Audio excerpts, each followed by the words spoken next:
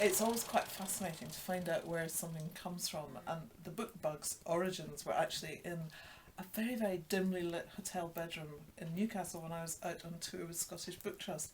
And in fact, the Bookbug wasn't a bookbug when he began, it was a book owl. And I had chosen an owl because I thought owls are quite learned creatures, and I suspect they probably quite like reading, and sort of soft and feathery and fluffy, and reading seemed to be about where I wanted a creature for Scottish Book Trust to come from.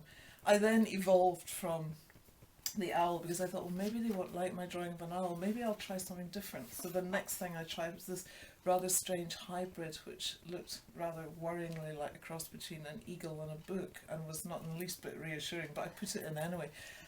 And to my delight, Scottish Book Trust said, yeah, we love it. Well, we sort of love it. Actually, we don't really love it, but we love how you draw, and we have high hopes that eventually, between a whole team of us, we'll be able to come up with something that comes close to what we're looking for. Problem was, nobody really knew what they were looking for, least of all me.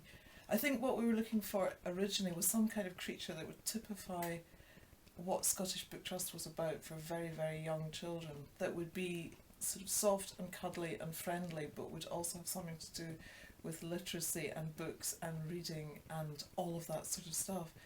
At least that was the sort of brief that I got.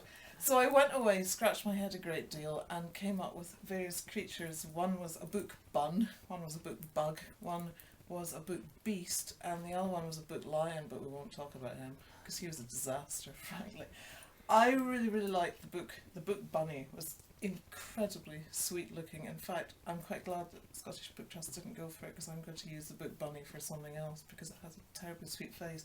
I quite like the book beast, but it owed a great deal to Morris Sendak. I think Where the Wild Things Are must have somehow crept into my left hand when I was drawing that one.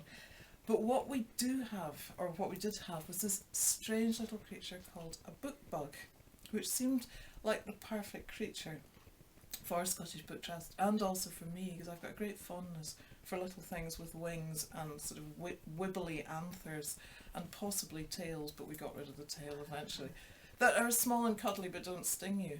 And it just looked like the right creature for the job. And Scottish Book Trust, bless their cotton socks, said, yeah, we like this one, except, could you do this? Could you take its tail off? Could you give it 3 fingers? Could you give it 3 toes? And then, having painted it all in glowing colours of red and black stripes, no, I don't know why either, they went, ooh, no, it looks like a demon, let's make it yellow. So we now have a bright golden yellow book bug wearing absolutely dazzlingly red dungarees. It's neither a boy nor a girl, but it is most definitely very small and very friendly. And I'm really, really hoping that everybody who sees it will take it to their hearts, or at least, if not to their hearts, to some place fairly close to that.